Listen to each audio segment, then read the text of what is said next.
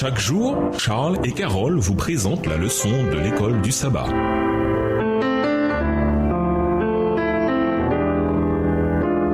Bienvenue dans votre émission. Dieu nous parle. Nous voilà à la leçon de mardi, le Dieu qui est devenu un avec nous. L'Ancien Testament présente la manière dont le Créateur a commencé à mettre en œuvre un plan à travers un peuple qui était censé représenter sa nature et son dessein dans le monde. Tout ce que Dieu faisait suivait sa stratégie missionnaire. Par l'intermédiaire du prophète Isaïe, Dieu dit « Je suis Dieu et rien n'est semblable à moi. J'annonce dès le commencement ce qui vient par la suite. Je dis « Mes projets se réaliseront et je ferai tout ce que je désire. » Ésaïe 46 et versets 9 à 10. Dans le Nouveau Testament, en revanche, ce désir qu'a Dieu d'être avec l'humanité prend une nouvelle dimension. À travers l'incarnation de Christ, ce qui n'était qu'une promesse dans le Jardin d'Éden, Genèse 3, le verset 15, devint une réalité. Lisons le récit de l'annonce de la naissance de Jésus dans Matthieu 1, les versets 18 à 23. Quels éléments essentiels ce récit nous donne-t-il sur Dieu? Matthieu 1, les versets 18 à 23. Voici de quelle manière arriva la naissance de Jésus-Christ. Marie, sa mère, ayant été fiancée à Joseph, se trouva enceinte par la vertu du Saint-Esprit avant qu'ils eussent habité ensemble. Joseph, son époux, qui était un homme de bien et qui ne voulait pas la diffamer, se proposa de rompre secrètement avec elle. Comme il y pensait, voici un ange de Dieu lui apparut en songe et dit « Joseph, fils de David, ne crains pas de prendre avec toi Marie, ta femme, car l'enfant qu'elle a conçu vient du Saint-Esprit. Elle enfantera un fils et tu lui donneras le nom de Jésus. C'est lui qui sauvera son peuple de ses péchés. » Tout cela arriva afin que s'accomplisse ce que le Seigneur avait annoncé par le prophète. Voici la Vierge sera enceinte, elle enfantera un fils et on lui donnera le nom d'Emmanuel, ce qui signifie Dieu avec nous. Dieu avec nous, Emmanuel. Dieu avait habité parmi son peuple dans le sanctuaire et il habitait désormais avec eux en la personne physique de Jésus de Nazareth. En effet, avec la naissance de Jésus, Dieu présenta concrètement son désir constant d'être avec nous par sa nature et sa mission. Le Fils de Dieu était pleinement humain et pleinement divin. Et il est celui qui a affirmé « C'est moi qui suis le chemin, la vérité et la vie. Personne ne vient au Père sinon par moi. » Jean 14, verset 6. Lisons Jean 1, les versets 14 à 18. Que peut-on apprendre de l'incarnation de Christ sur la mission de Dieu envers nous?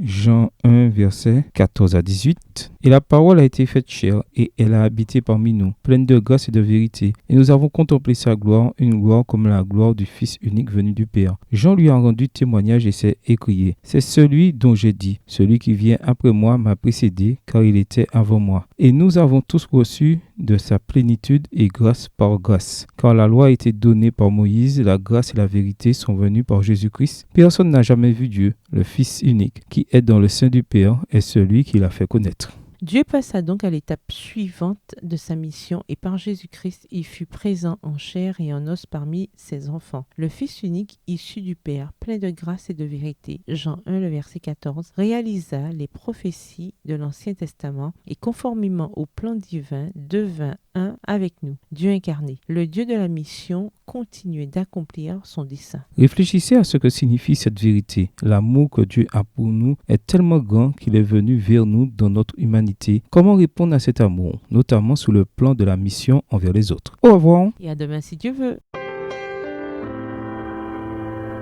Dieu nous parle.